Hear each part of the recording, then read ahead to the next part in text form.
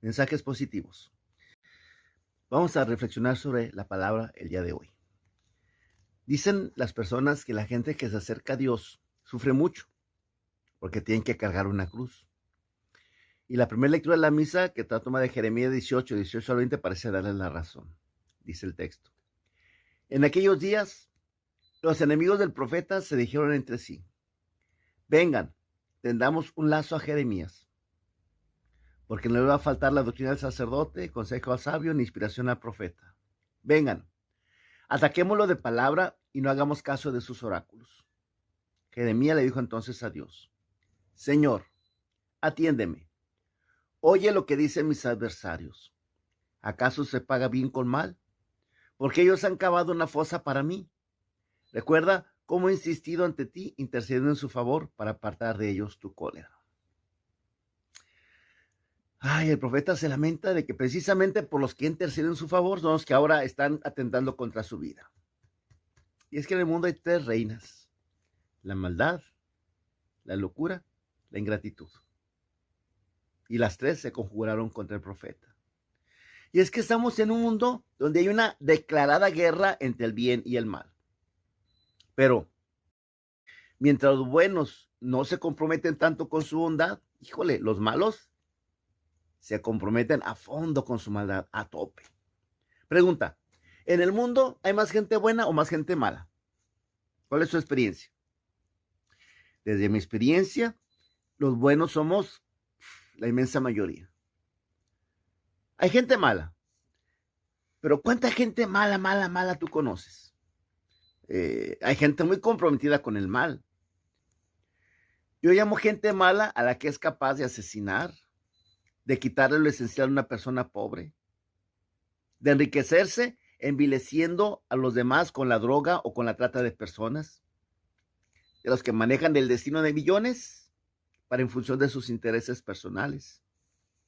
Esa gente es poca, pero son los que deciden las políticas por las cuales nos regimos.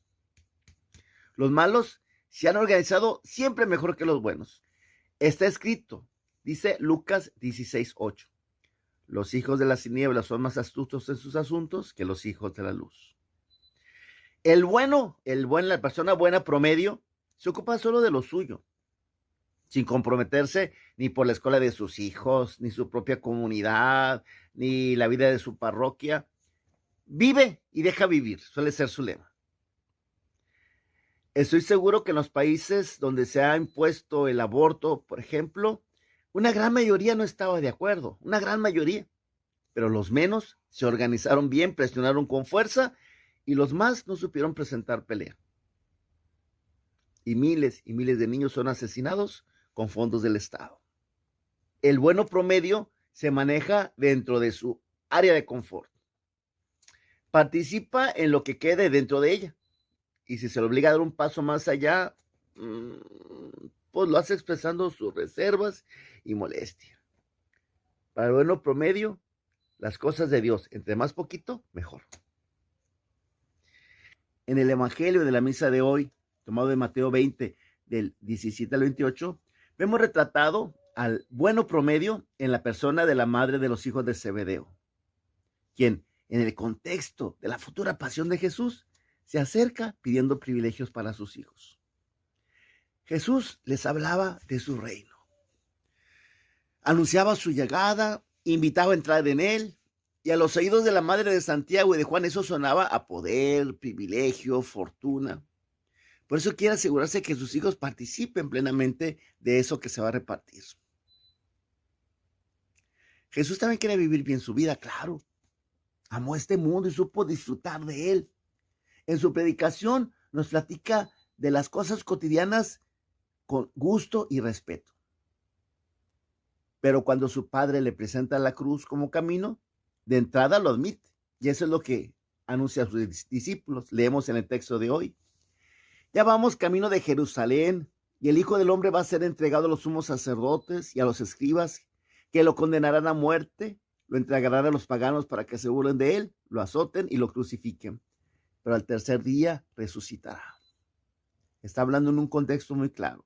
Y justo en ese contexto se acerca la madre de Santiago y Juan, y dice el texto: Entonces se acercó a Jesús la madre de los hijos de Zebedeo junto con ellos y se postró para hacer una petición. Él le preguntó, ¿qué deseas? Ella le respondió, concédeme que estos dos hijos míos se sienten, uno a tu derecha y otro a tu izquierda en tu reino. O sea, que uno sea el ministro de la Defensa Nacional y otro el secretario de gobierno, ¿no? Pero Jesús replicó, ¿no saben ustedes lo que piden? ¿Podrán beber del cáliz que yo voy a beber? Ellos contestaron, sí podemos.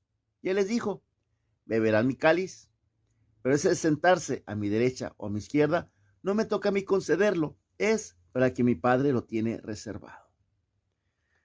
Pedro, Santiago y Juan, ellos tres eran los más cercanos a Jesús. En varias ocasiones son incluso los únicos que lo acompañan. Solo ellos entran cuando Jesucristo resucita a la hija de Jairo, nos dice Lucas 8:51. Solo ellos lo acompañan al monte Tabor, dice Lucas 9:28. Solo ellos están cerca de él, en el huerto de los olivos, nos dice Mateo 26:37. No era difícil imaginar que el poder real del grupo iba a pasar por medio de estos tres, en alguno de estos tres. Y la madre quiso dar, como dicen en mi pueblo, pues un machetazo al caballo de espadas, asegurándose. Pero Jesús les dice que no saben lo que piden, ya que donde ellos ven privilegios, lo que hay son peligros y riesgos. De hecho, Santiago fue el primero de los apóstoles en ser martirizado. Bebió del cáliz, definitivamente. El texto nos habla de la reacción de los otros discípulos y sobre todo de la respuesta de Jesús. Dice el texto. Al oír aquello, los otros 10 discípulos se indignaron contra los dos hermanos, pero Jesús los llamó y les dijo, ya saben que los jefes de los pueblos los tiranizan y que los grandes los oprimen. Que no se asiente ustedes. El que quiera ser grande entre ustedes, que sea el que los sirva. Y el que quiera ser el primero, que se haga su esclavo. Así como el Hijo del Hombre, que no ha venido a ser servido, sino a servir y a dar su vida por la redención de todos. El reino del que habla Jesús no tiene nada que ver con nuestros conceptos. Donde al hablar del reino hablamos de poder, privilegio, riqueza, gozo, abundancia. Jesús habla del reino como el sitio donde se deja a Dios ser Dios y se le obedece en todo, convencido de que lo que Dios quiere para nosotros es lo mejor. Incluso Jesús se resiste a creer que la cruz es el único camino posible. Lo vemos suplicando en Getsemaní, pase de mí este cáliz, aunque al mismo tiempo manifiesta su firme deseo de obedecer, pero que se haga no lo que yo quiero, sino lo que quieres tú. Lo dice Marcos 14:36. Los valores del reino son diferentes.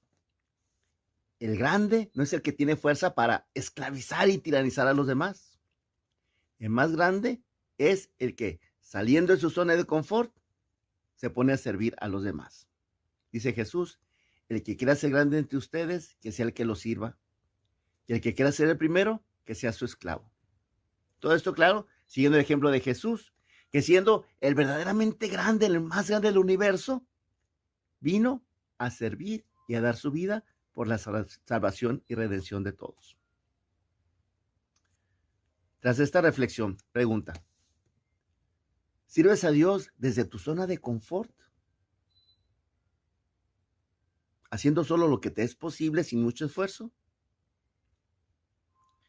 ¿Quieres estar haciendo las cosas suficientes para poder alcanzar esa estrecha puerta que conduce al reino de los cielos y que muchos no lo conseguirán? La cuaresma es un buen tiempo para cuestionarnos en nuestro proceder para con Dios. Hoy Jesús nos dijo una tarea difícil: servir como modo de vivir. ¿Estás dispuesto a seguir ese camino? ¿O estás bien como bueno promedio? Ayúdame a dar a conocer ese mensaje. Ya sabes que aquí vamos viendo día a día lo que la liturgia nos sugiere para conocer mejor la palabra de Dios y nuestra religión. Tarea para el día de hoy. Cuestiónate. ¿Sigues a Jesús desde tu zona de confort sin esforzarte en nadita y crees que con eso te va a ajustar? ¿O estás haciendo un esfuerzo por tomar tu cruz cada día? Tú mismo respóndete esa pregunta. Mensajes positivos.